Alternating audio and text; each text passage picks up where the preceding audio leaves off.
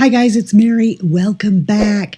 Today we're going to be doing sort of an unusual video for me to do since there's so many videos out there that cover this. But 4 people have asked me for this video, and one of them was my daughter. Because she's like, Mom, you really need to explain this stuff. So she showed me this brush one day and she's like, what happened to this brush? And I knew, as soon as I looked at it, I knew what she did. And I'm like, when you rinse your brushes, are you holding it up under the faucet like this so that the water is going down in the brush like this and then doing this? She's like, well, yeah, okay, I get it. You want to get all the soap out, right? So you like bury this thing in the faucet or something. And that's not correct. You don't do that because all the brushes that I know of, except for Sigma brushes, are glued in at some point in the ferrule. When you run water into the brush like that, over time, if not immediate, depending on the cheapness of the brush, it could happen immediately. It's going to loosen up the glue that's holding the brush head in, and it will fall out, and your brush is ruined then. I think this brush was, this is when it was goat hair. I think this brush is like $110 or $115. Can you imagine if you saved up? And I mean, I saved up for this brush. So can you imagine you save up your money to buy something really nice, and then so I'm going to do a really quick video and explain to you how you wash your brushes. Now, this is my Ziploc bag of brush guards. These, I think, are essential if you have a brush that's not Sigma. I know that some people are probably going to think, oh, Mary, she's on that Sigma train. Well, there's a reason why there's a Sigma train. I will be honest with you. I love my goat hair brushes, but a lot of the time I'm picking up my Sigma. And the biggest reason is the way they clean. This Refer 16 brush, it's a goat hair brush. I absolutely love it, but maybe I've been doing my makeup so long that I don't even notice. Maybe I just automatically adjust for it. But I can get the same look using this brush and this brush. I can, but I am lazy, okay? And I don't want to spend a lot of time washing my brushes. This is going to take a lot more care than this. And here's what I mean. I think that the Wayne Goss number 16 and the Refer number 16 are very similar brushes. I mean, the heads on them. But would you look at the difference here? This Wayne Goss has just now been washed. I washed it with goat milk soap because I want to take extra good care of my goat hair brushes. All right, now the difference is when I was done washing this, I very gently did this with a towel to make sure that I got all of the water out of it, right? But you see how it's flared out here all over the place? And maybe you like that. I don't. I like it to look like it did when I got it. Okay, so this has had a brush guard on it when it dried, or it looked exactly like this. And the reason both of them do it is because it's real hair. This is real goat hair.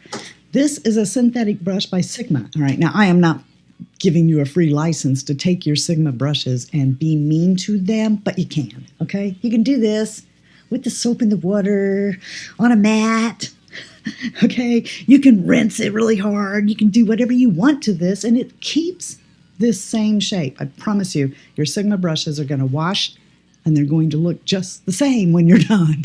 I'm lazy. I don't want to wash my brushes. If you don't mind, if that's therapeutic for you, then, you know, you'll probably just really love a goat hair brush. But can I tell you something? I hate to sound like a snob here, but invest.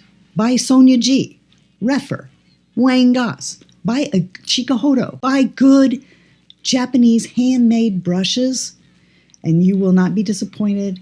Take good care of them. You will have them for a very, very long time. If you buy a really cheap goat hair brush, they're getting the remnants of the goat hair, okay? And they're putting these brushes together by machine.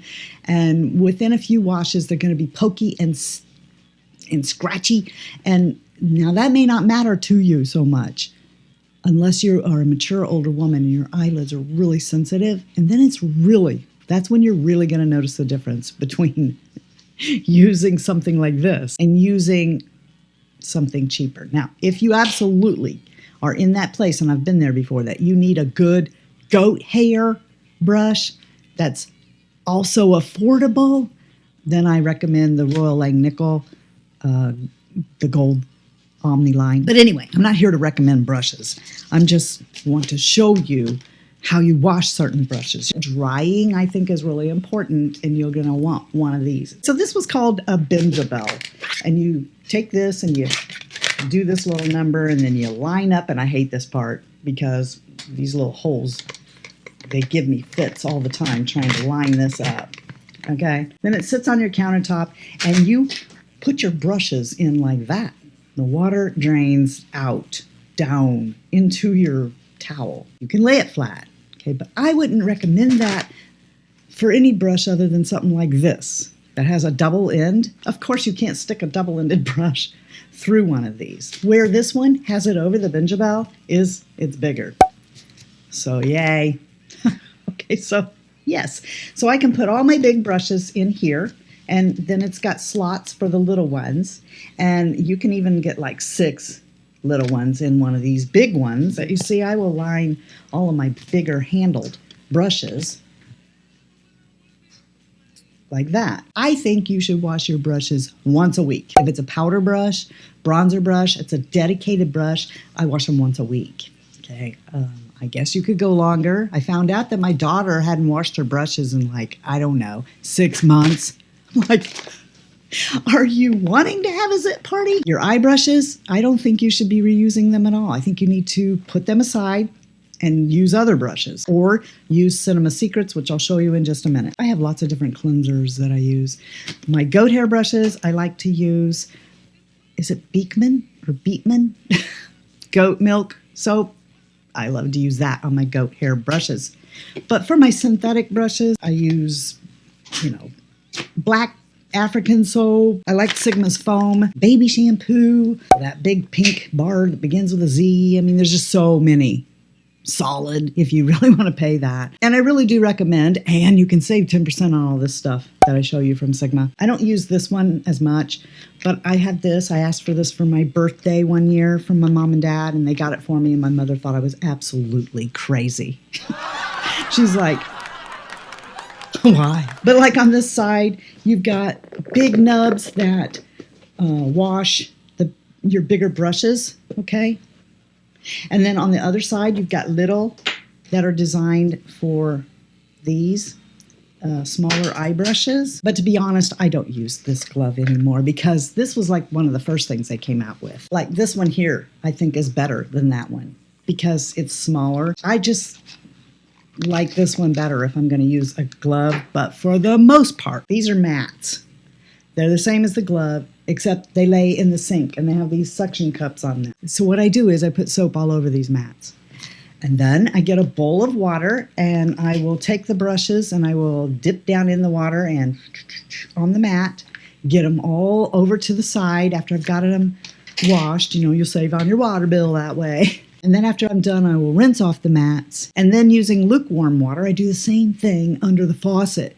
Right? And then I would just kind of squeeze, lay aside on an absorbent towel. Then I will set up my brush tree. And then for like my goat hair brushes, I will put a brush guard on them. Just like that.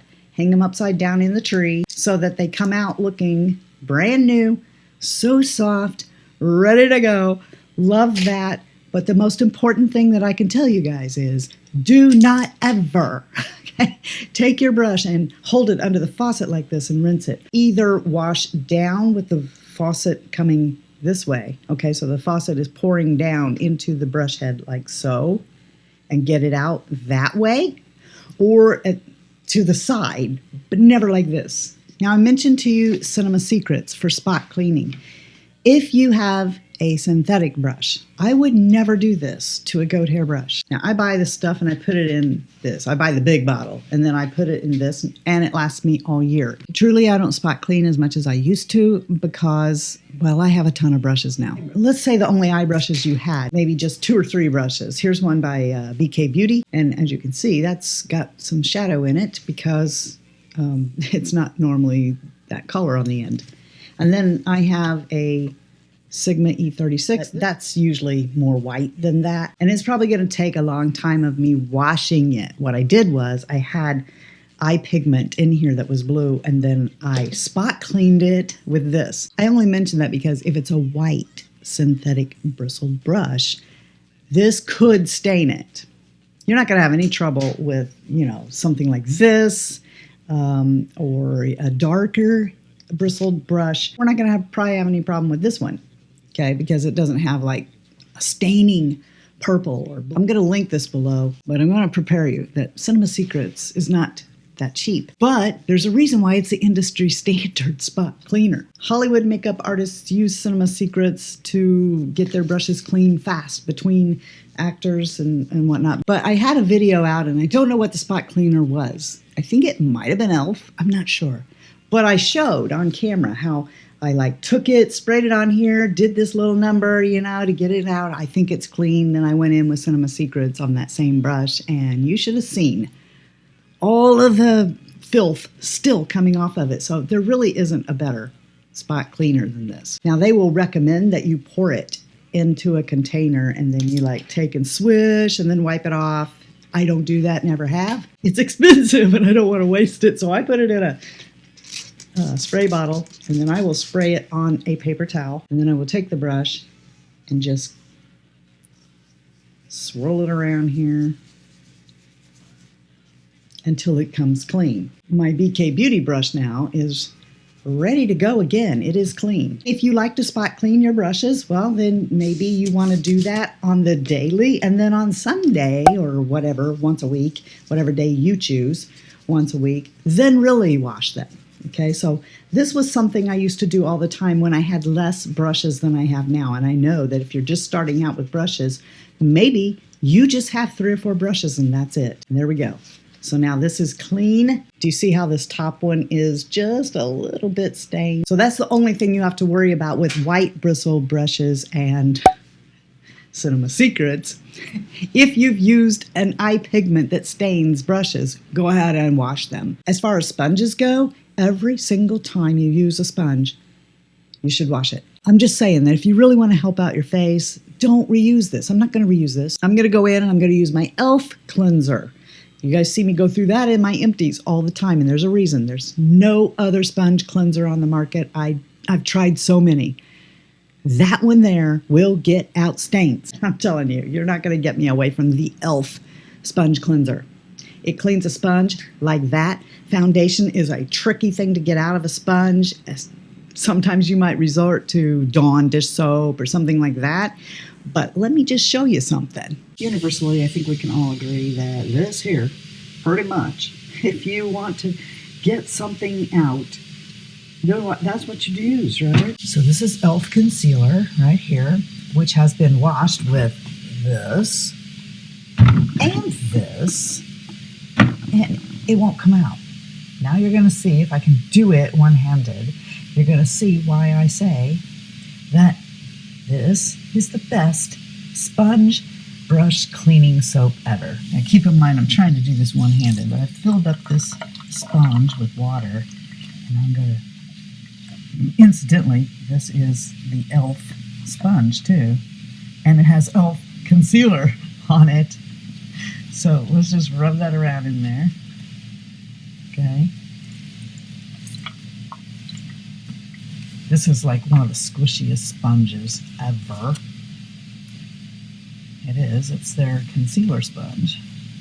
But do you see that that's gone? We'll rinse it, but I just want you to know that's how easy that was. That's why I don't mess with anything else. Right there. Let's take a look. Bring her out. Bring it, bring it, bring it. Yeah, that is why. If you have any questions, leave them below. But basically, cleanliness is next to godliness. Take care of your brushes, no matter who makes them. And yeah, I hope you guys know you're the best part of the Fritzy family. And if you're not having a blessed day, just go out and be a blessing to somebody else. And until next time, love you, see ya. Bye. And I'm out. And then, good thing I got on my glasses. Kabonk, kabonk, kabonk. Boo-boo-boo. And you know what happens when you assume, right? You make a out of you and me. You get an ASS, you an ASS, out of you and me. Assume. Get it? which is in your Glitzy Fritzy Essential Eye set. Sorry, shameless plug. Shameless. I'm shameless. Who sings that song? I'm shameless. You Glitzy Fritzy shameless girl. This is a knockoff of this, which along... Whoops. What are you doing on there? Oh, come on, come on. Oh, no. Did you see that? Did you see that? Foundation is a tricky. Mambo number 5. Okay, Lou Vega has a song called Tricky, but I don't remember how it goes. So we're just going to sing Mambo number 5. A little bit of Monica, a little bit of Mary all night long. He said that, not me. If you have a brush, it's a new pen. I wish I could think. It'd be so nice if I could think. Ooh, the funk. Badonkadonk. That just reminded me of Badonkadonk. I don't know why. Woo-wee, shut my mouth, smack your grandma. No, don't smack your grandma. But honky-tonk, badonkadonk.